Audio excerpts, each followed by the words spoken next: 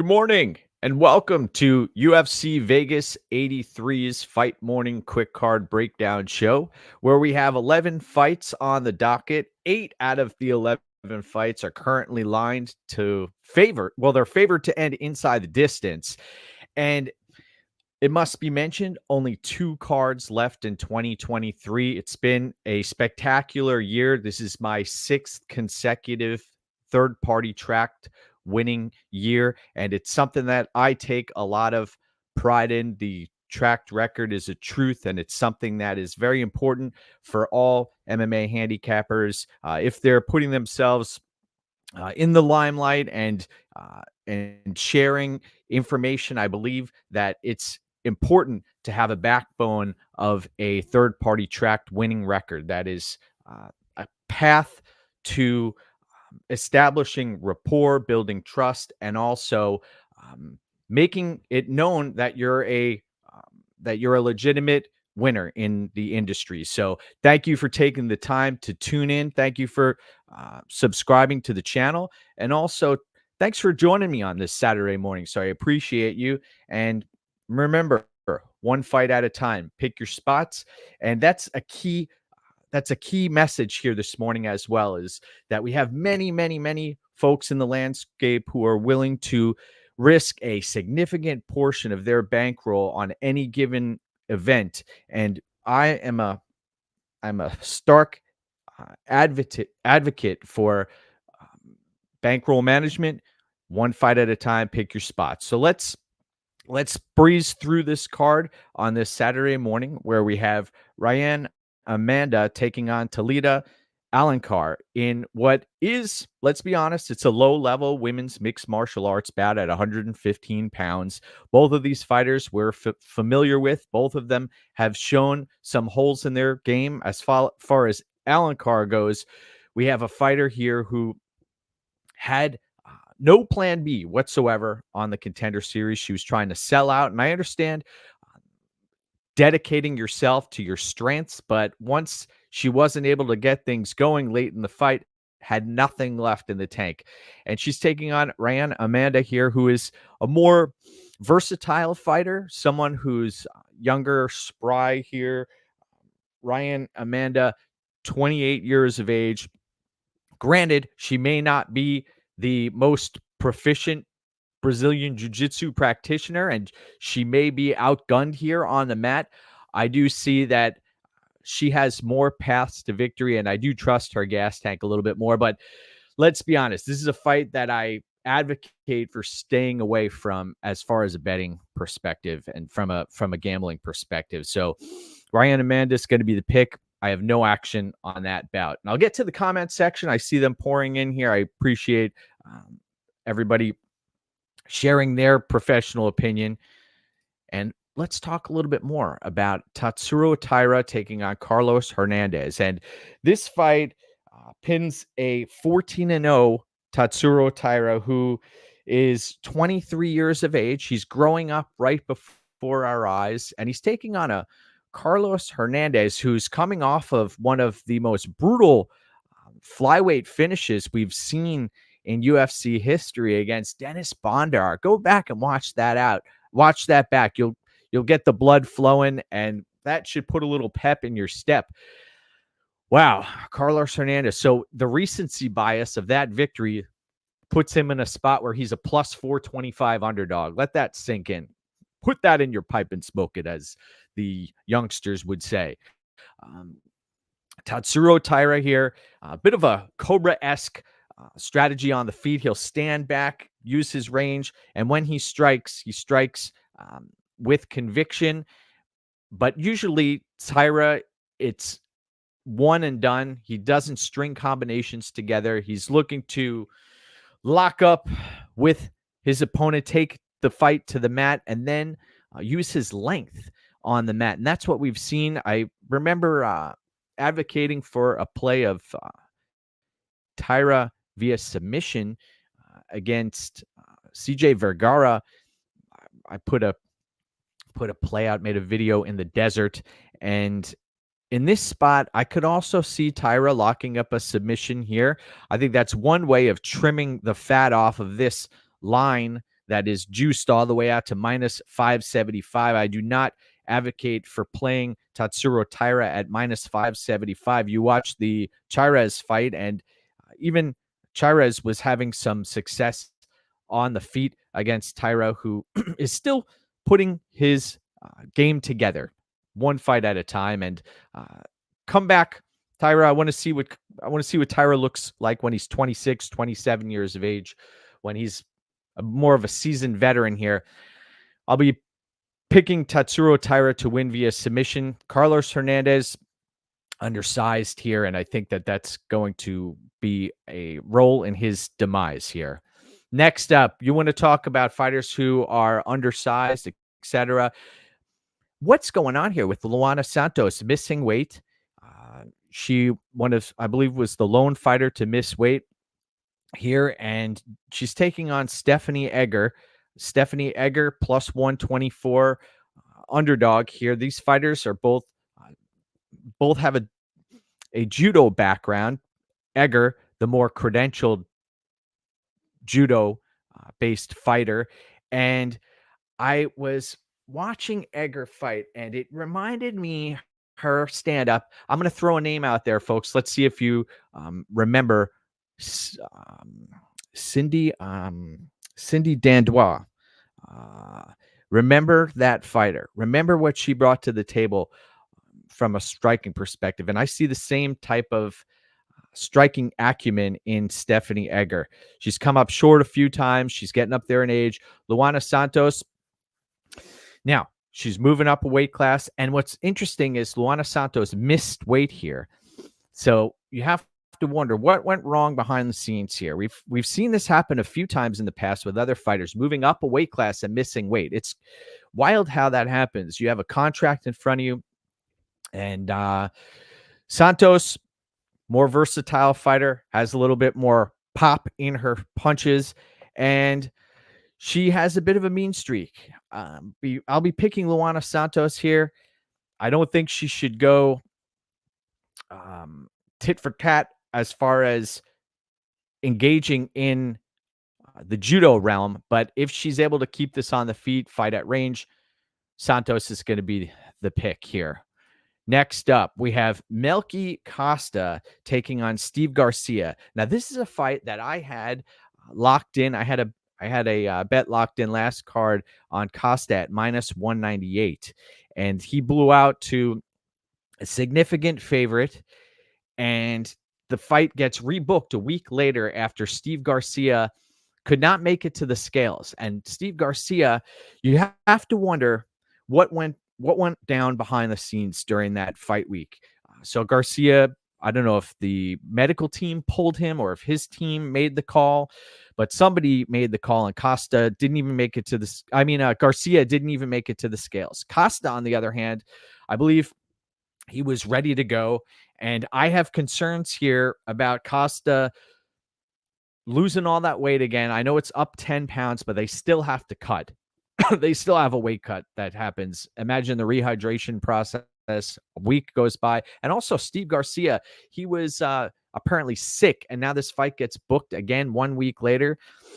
Interesting. So I think there's some shenanigans going on here, some tomfoolery, some ballyhoo, as some may say. And Melky Costa, younger fighter, more versatile fighter.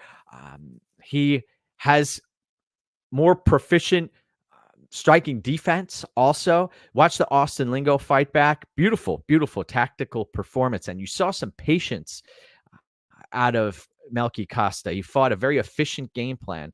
And he's going to need to fight that way against Steve Garcia, who can crack. Steve Garcia, that's one thing I'll say about him, is he can come out guns blazing. We've seen against Shate, and there have been others, even Violent Bob Ross.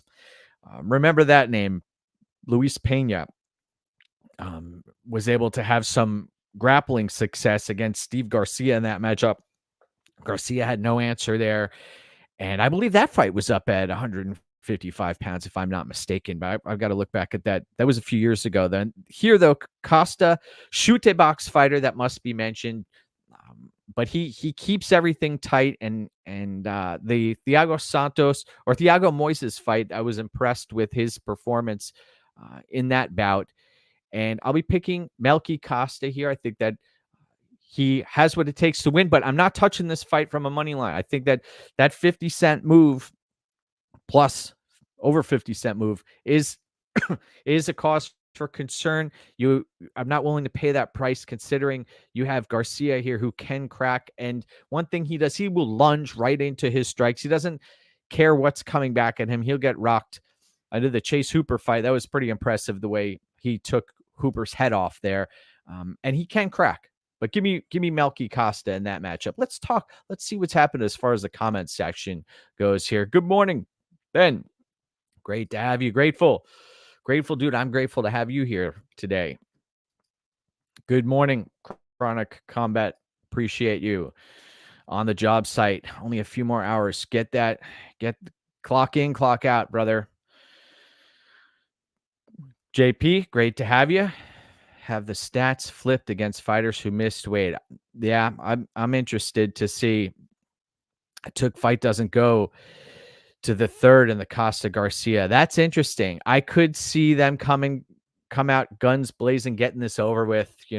They know exactly what each fighter brings to the table. They've had time to study each other, and I think that you are correct.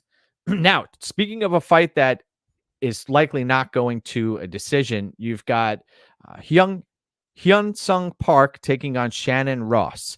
And Shannon Ross, man, he is the epitome of a punching bag. Unfortunately, we've seen him fight inside the octagon numerous times, and he's one of the few fighters who lost on Contender Series, lost both of his UFC fights, and has been brutally knocked out multiple times.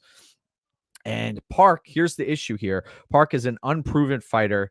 I know he had success on road to the UFC, but I don't trust either fighter here. I think that this fight obviously should end inside the distance. I know there are no certainties in this game, but I just can't trust Shannon Ross here. I see folks on the timeline laying some money on him. I think your bankroll would be better served with the money staying in your pocket and not risking it on Shannon Ross.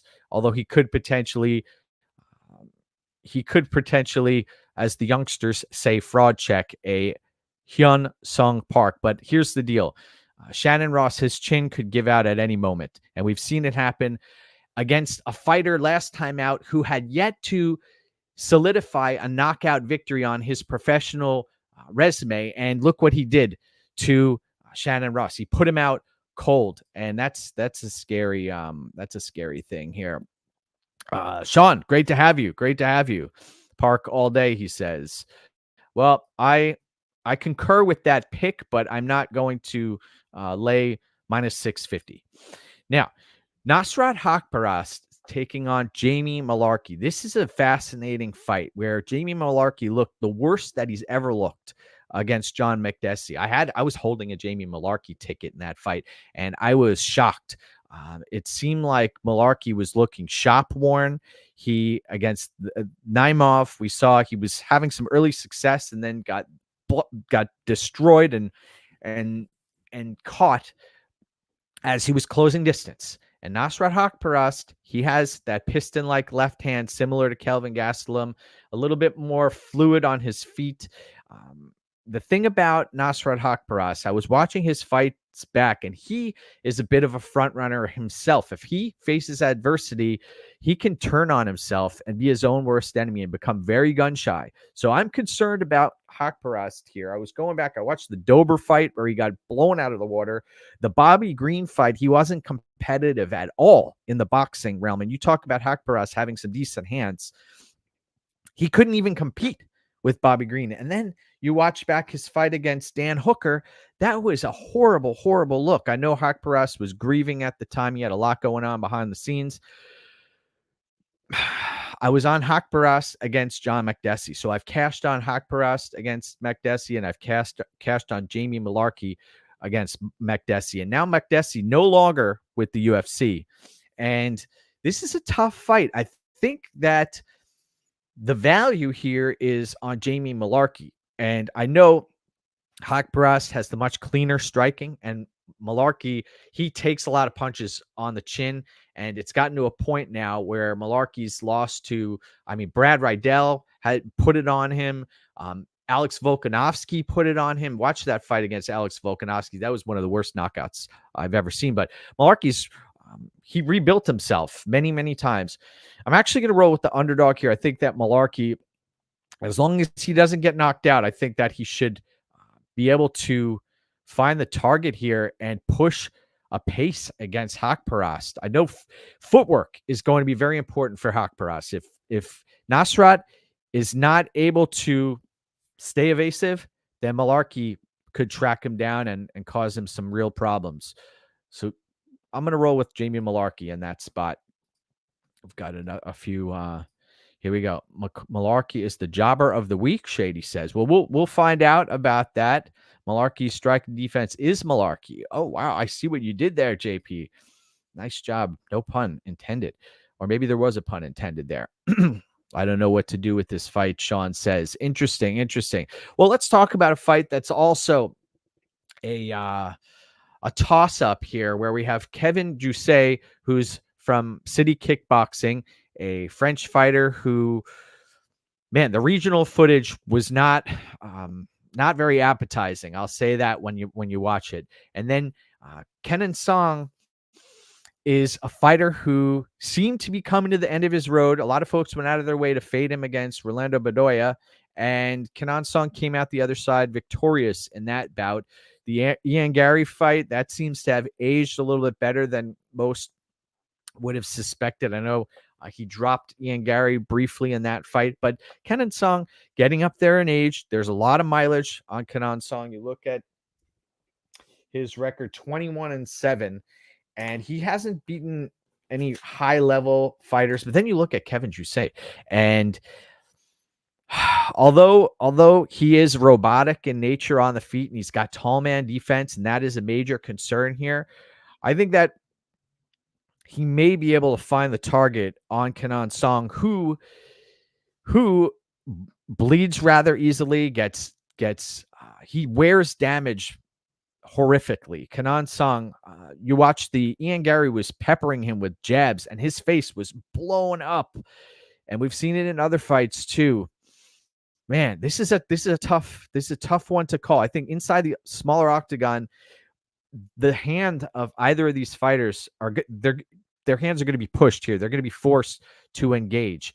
And I see Song being able to find the target on Jousset, but I also think that Jousset, only 27 years of age, and he could potentially get fraud checked here, as the youngsters say. I'm going to be leaning and picking Song-Jousset, but I'm not going anywhere with my money on this fight. I think that it's better served to keep that money in your pocket and save it for a future card. Now, here's a fascinating matchup. Muniz, who's coming in with that his jiu-jitsu top notch, if he's able to find himself on the ground. I know Brendan Allen had success against him, but that was due to exhaustion. A lot of the success of Brendan Allen. And Jun Young Park is a fighter who he can stay in fights. I'd like to see him down at welterweight. It looks like he's carrying some extra adipose tissue, and he's a fighter who has a great gas tank. The Gregory Rodriguez loss, that is not really something that concerns me that much, because Muniz isn't necessarily the same level of striker. I know Gregory Rodriguez is an excellent jiu-jitsu practitioner also. If you see him on the mat, he has the skills to pay the bills, brother. And then you have Fluffy Hernandez, who did a number on Jun Young Park. By the way, I need to say this as well. Come on, Cohagen. You got what you want. Now give these people air. Remind me, what movie is that from? Let's see. So Jun Young Park is a fighter here who I will be picking to win. If anybody could guess the reference from that fighter, from that movie, it featured a prominent action star in the mid-1980s. But Jun Young Park is going to be the pick here, but he that in my visions, I've envisioned him getting caught on the ground and getting caught in a rear naked choke. So that is an issue. Oh, Shady gets it. Total Recall. Excellent. Yes. Come on, Cohagen. You got what you want. Now get these people. Yeah, that's right. Excellent film. All right. Let's see. So Junyoung Park is going to be the pick here, and I think that he's going to outlast Andre Muniz down the stretch. But it could get hairy. Early and often. I believe that obviously you watch the footage of Andre Muniz, and he has the ability to take his opponent out on the mat at any given time. Jacare Souza can vouch for that, right? He got his arm snapped, and I believe that was the last we saw of Jacare Souza inside of the UFC octagon. Now, Tim Elliott versus Su-Mudaerji. Let's speak. Thank you. This is a matchup that I have my head wrapped around, and I've had my head wrapped around since it was announced. I was at Su-Mudaerji's last fight. I was sitting next to friends of Su-Mudaerji and his fight against Matt Schnell. You have to wonder how many years that may have taken off of his life. Mudaerji was a warrior until the end, and he came into that fight with a torn ACL. That must be mentioned. He was wearing the knee sleeve there, and he had tremendous success finding the target on Schnell. That fight could have been stopped a number of times, and he's going to probably have success here on the feet against Tim Elliott while Tim Elliott tries to close the distance. Is Su-Mudaerji able to take out Tim Elliott before Tim Elliott finds his hips and takes him to the mat? Because that realistically is what's going to happen. Two things that may potentially happen.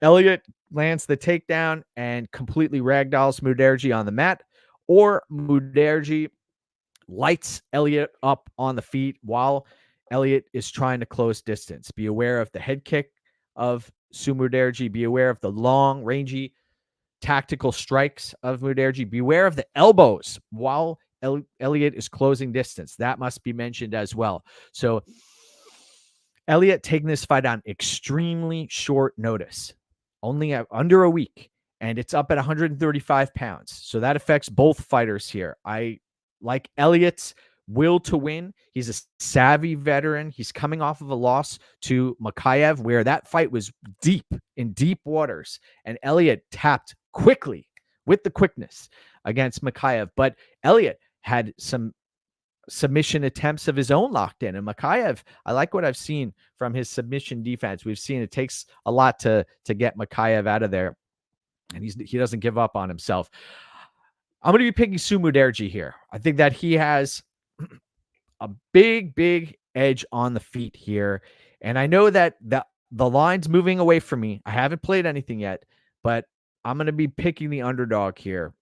I think that the short notice that Mudaerji, I know he has many submission losses on his professional career, and Elliott has a tendency to play with his foot on the mat too. He'll ride out time in top position, but the full fight camp, the training for Alan Nascimento, that also has helped Mudaerji. Also getting his knee fixed. We got to mention that too.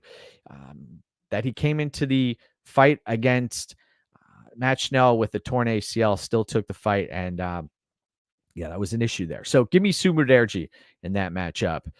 Your JP's a fan of Mudaerji. Value might be on him. Yep. I agree. And let's see. Let's continue. You want to talk Dr. Jekyll and Mr. Hyde type fighters? Khalil-Rountree taking on Anthony Smith. I've seen so many different versions of Khalil-Rountree through the years, and he's an interesting fighter. If he comes out with a killer mindset and commits to his leg kicks, this could be devastation off the charts against Anthony Smith, who he could throw some leg kicks of his own. But I mean, we saw Jimmy Crute. By the way, Jimmy Crute, what the hell happened to Jimmy Crute? Talented fighter, completely fallen off the map. Anthony Smith was able to chop Jimmy Crute down. Anthony Smith looking very doughy on the scales here, taking the fight on short notice. And we know massive grappling edge here for Anthony Smith, but he's going to have to close the distance. Yes, it's in a smaller octagon at UFC Apex, but Khalil Rountree, if he's able to get the leg kicks going, then Anthony Smith should be in a world of trouble. And one thing you got to watch out for when Khalil Rountree, if he has Anthony Smith on the ground, watch out for those creative body kicks on the ground. He finds a way of kicking the body while he's standing and his opponent is on the mat. One of the rare fighters who's able to pull that off. I'd love to see more strikes similar to that in the UFC, but you have to be able to get your opponent on the mat first. And sometimes you chop them down. And we'll talk next in the next fight, Chris Gutierrez, a fighter who's able to chop his opponents down. Watch that Vince Morales fight. So here in this fight, I do see why folks are rolling with Anthony Smith here. Seasoned veteran. Look at his overall record. My God, 37-18. This is a fighter who has a tremendous amount of experience under his belt. Khalil Rountree, he got into mixed martial arts because he was morbidly obese. He shared that many times. And he also has some challenges outside of the octagon that he's been struggling with, mental health challenges that he's spoken to many, many times before, that he's been able to block out the noise and overcome these obstacles.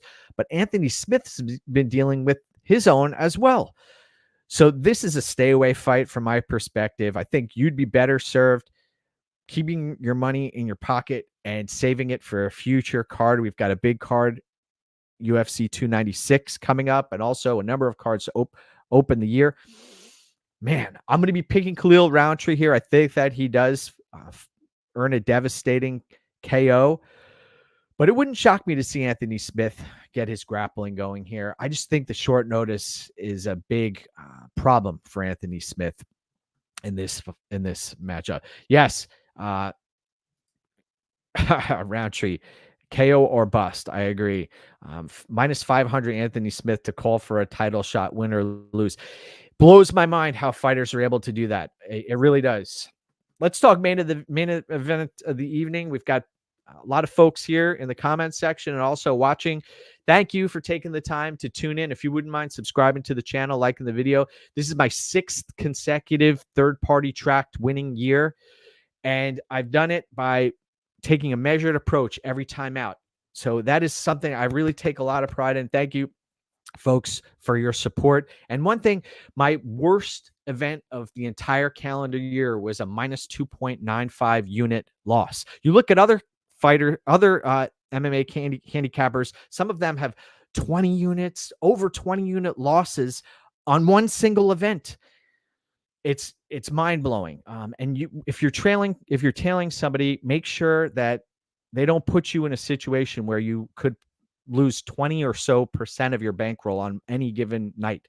I advocate for risking anywhere between 3, 5, 7 units upwards to about 10% total of the bankroll on any given card. So I have to echo the sentiment each time out that you want to take a measured approach, one fight at a time. Never want to put yourself or people who are tailing you in a situation where they're losing a third of their bankroll or a quarter of their bankroll on an event or a night. So let's talk Song Yadong versus Chris Gutierrez. Song Yadong coming in as the minus 355 betting favorite, and he's taking on Chris Gutierrez, who is sitting at plus 280. And Gutierrez, we know he's a kicker by trade, coming off of an impressive victory, right? He was supposed to fight Montel Jackson at one point, and I had a bet on Montel Jackson there. That got canceled. And then he ended up taking on Haley Alatang on short notice, and the leg kicks got going. You saw the grappling actually of Chris Gutierrez at times, and he had a good gas tank there. Now, this fight was supposed to take place in Shanghai, a place that I've been, a place that I have a lot of respect for when it comes to martial arts and history. In this situation, you have Team Alpha Male and Song Yadong making their trip to the Apex. Can Chris Gutierrez get his kicks going? Is Song Yadong able to find the target on the feet?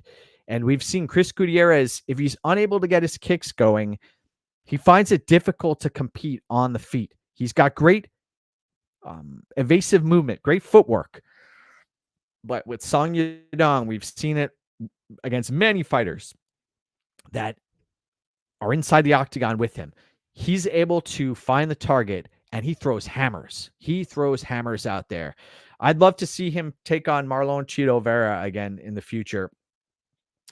I think the more I spend time thinking about this fight, the fight doesn't go the distance. Prop is sitting around -130, -135 or so. I think this fight, I think something has to give here. If Gutierrez comes out and he's committed and he is on a path, on a mission here, he could do some damage to Song Yadong's legs. But he's got to realize what's coming back at him. And Yadong is going to be throwing those jackhammer strikes, a lot of hooks, on behalf of Song Yadong. I don't see this fight playing out much on the mat. I think these fighters are going to get going on the feet. And I think that Song Yadong is going to knock out Chris Gutierrez. But it would not shock me to see Gutierrez. It only takes 1 or 2 leg kicks before they start to pay dividends. And the Vince Morales fight, there have been others where, oh man, if you don't check those kicks, you're in a world of hurt. Thank you, young maestro. I appreciate this. You know, this is, I got to put this out there also. We do this fight card breakdown show on Fight Morning, just about every fight card for literally years and years and years. I know I've done a lot of them on the MMA Oddsbreaker YouTube channel. Then I've crossed over to my own YouTube channel here.